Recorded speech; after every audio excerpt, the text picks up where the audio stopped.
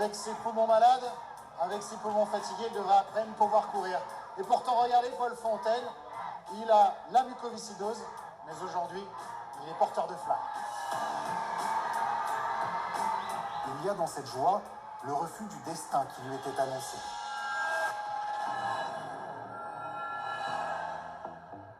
Pour rappel, la mucoviscidose, c'est une espérance de vie qui dépasse à peine 40 ans et diminue de moitié la capacité pulmonaire. Et pourtant, Paul Fontaine a 40 ans et il court. Mais alors il court. C'est bien raisonnable de courir autant avec la mucoviscidose. Ah, complètement. C'est important, ça nettoie les poumons, ça fait sortir ce mucus infecté. C'est ce qui fait que je suis en vie aujourd'hui. Je serais mort, moi, j'en suis convaincu. J'appuie là-dessus. Mais ça fait 10 ans qu'à l'hôpital, on me dit t'en fais trop, t'en fais trop. Mais la meilleure défense, c'est l'attaque. Il est moins essoufflé que moi d'ailleurs. C'est ça.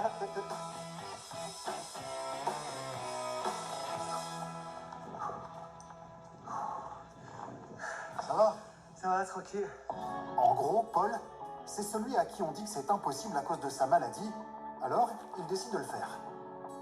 Il a d'abord terminé un marathon, puis 4 autres, a grimpé 2 fois la tour Eiffel, et comme ce n'était pas assez haut, a gravi le Mont Blanc.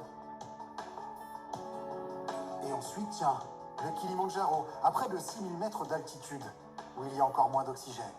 On a beaucoup pleuré à cet endroit-là, on s'est beaucoup réjoui, on a beaucoup d'émotions. Je trouvais ça cool en termes de symbole pour dire à tout le monde que tout est possible en fait. C'était ça le projet. Il y avait des parents qui venaient me voir et qui en pleuraient parce qu'en fait tu peux avoir un travail, tu peux avoir 30, 40 ans, puis courir des marathons avec cette maladie. Et ça c'est hyper fort. Et leurs gamins, ils se disent bah ouais il va vivre en fait. Et vos parents à vous disent quoi à chaque exploit? Les parents ils ont eu peur au premier marathon, je pense qu'ils ont pris sur eux. Ils savent que je suis une tête de mule et c'est moi le patron quoi. Paul, comme les 7000 autres personnes atteintes de la mucoviscidose en France, doit vivre avec cette menace perpétuelle, celle d'une aggravation soudaine. D'ailleurs, aujourd'hui, c'est rendez-vous à l'hôpital chez son pneumologue, comme tous les 3 mois, pour voir si le sportif se porte bien.